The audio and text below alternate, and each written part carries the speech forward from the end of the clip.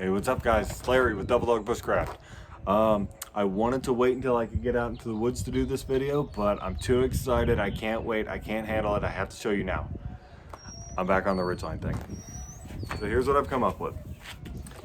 Up top, we have our prusik. Near the top, we have an overhand knot.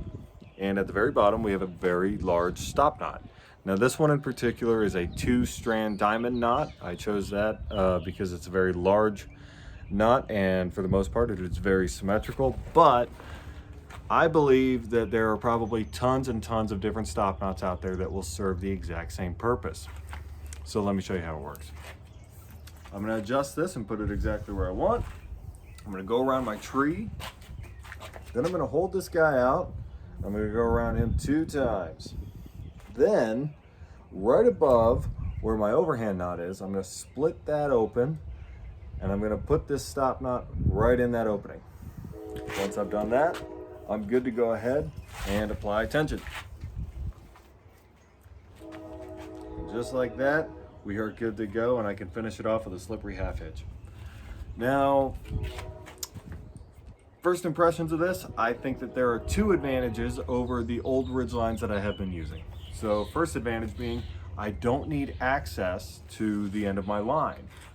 For instance, if I have a 50 or even 100-foot ridgeline, and I have all this slack on the ground, and I want to tie it off like this, I don't have to go through the trouble of feeding all of that line through a fixed loop. This takes care of that completely. Second advantage is, from what I understand from one of Dave Canterbury's videos, he went on to explain how the slip knots that we've been tying for our improvised trucker's hitch may be causing damage or lowering the quality of our cordage. I think this mitigates that very well. So, when we're all said and done, pull that slip knot, pull back on this, pop it loose, then pull that stop knot out. Just like that. All right guys, moving on to the instructional portion on how I made this. I think we can call this an improvised jungle knot. If you guys come up with a better name, please let me know in the comments section. But let's go over it again. We have our prusik on top, we have an overhand knot near the top, and then at the very bottom we have our large stop knot. Now this one in particular is a 2-strand diamond knot, which is typically more of a decorative knot used for keychains and lanyards, but I chose this because of its size and symmetry. But again, I'm sure that there are tons of stop knots that will work, and in my opinion, all of this is still a work in progress because I'd rather not teach people how to tie an unnecessarily complicated knot that will do the exact same thing as something a lot simpler. But I still want to show you how I tie it. Okay, starting with our number 36 tarred bank line. Now here's the length that I went with. I go from about inside of the elbow to the tips of my fingers, and I double that up. So I have 1 strand at approximately that measurement. I'm going to take a loop and I'm going to put it around these 2 fingers, just like this. Then, with this one, I'm going to make a loop like that. Now, this vertical piece right here is closer to me right now. That's important to know because you might not be able to see it in the video. Okay, then I'm going to kind of hold that in place while I grab this end. I'm going underneath this one, over this one. I'm going to go underneath this guy, and then over that last one. And if I straighten that out and dress it up a little bit, you should see what looks kind of like a figure 8 with a diamond in the middle. Let me clean that up a little bit more before I continue.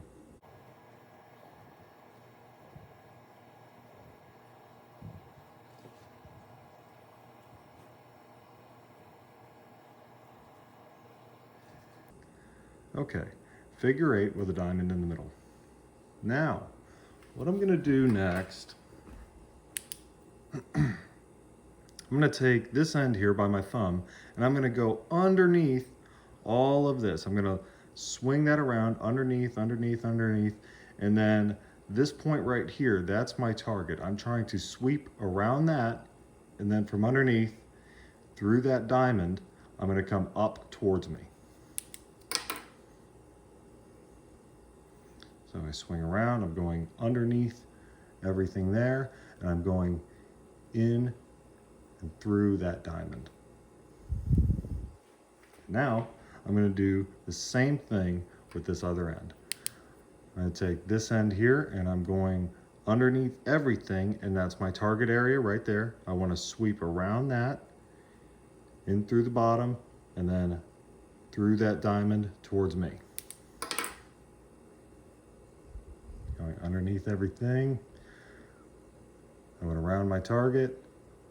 I'm coming up through that diamond. Now, we have the knot. At this point, it is just a careful and gentle procedure on tightening it up. I find that this cordage is stiff, which is a good thing. So I roll it kind of in my hands. That kind of evens everything out, and it helps me form that knot. Now the knot is not going to be exactly where you want it at first, but once we get that general shape, then I'll show you how we can move that knot.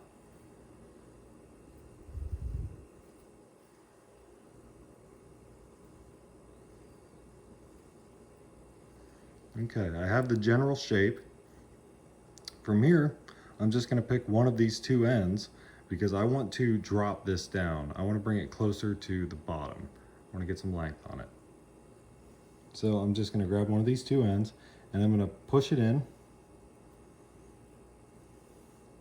And then basically, it's just kind of pushing that slack around to the correct end of this knot.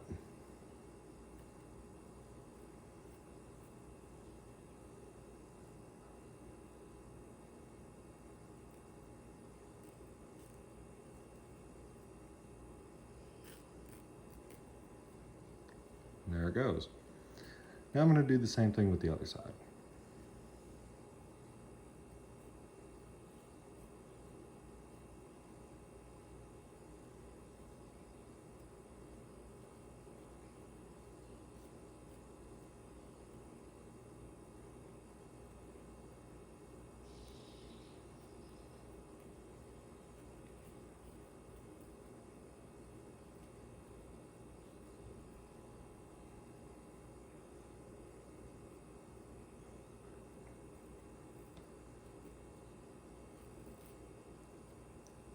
Okay.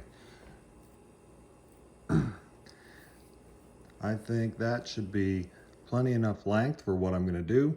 So I'm going to go ahead and clean this knot up and tighten it down.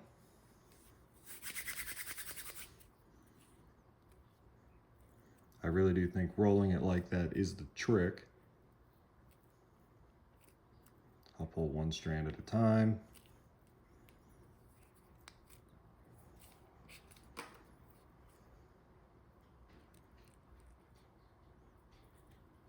And there we go. That looks good. So from here, I'm going to put it on my ridgeline.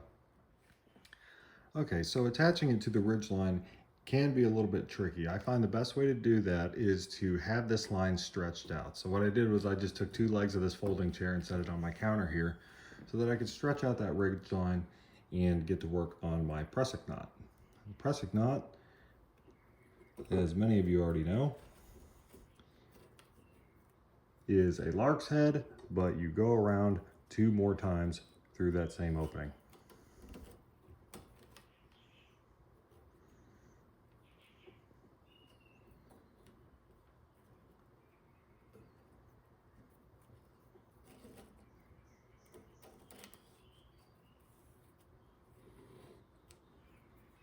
Okay, now while I'm dressing up this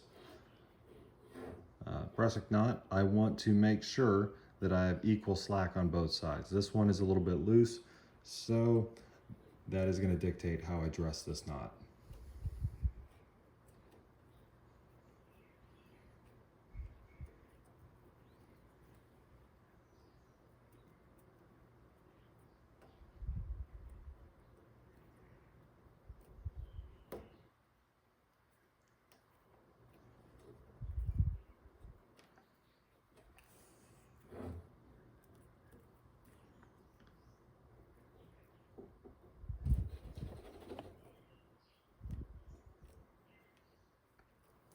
Okay, we're good to go. Nice functional pressing knot. Okay, now near the top, I like to leave maybe about an inch because this knot will slide down a little bit. I'm going to take those two lines going down and just make an overhand knot.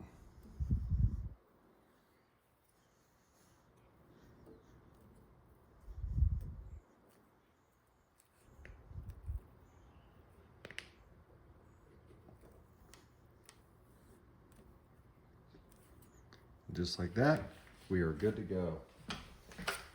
Last step for me, because I'm a perfectionist, I'm gonna cut those two ends off, and you can burn them if you'd like, but I don't think it's gonna hurt you at all. And just a quick little check, we'll take our stop knot and put it through that little loop, and she holds just fine. I hope you all enjoyed that. Until next time, Devil Dog Bushcraft.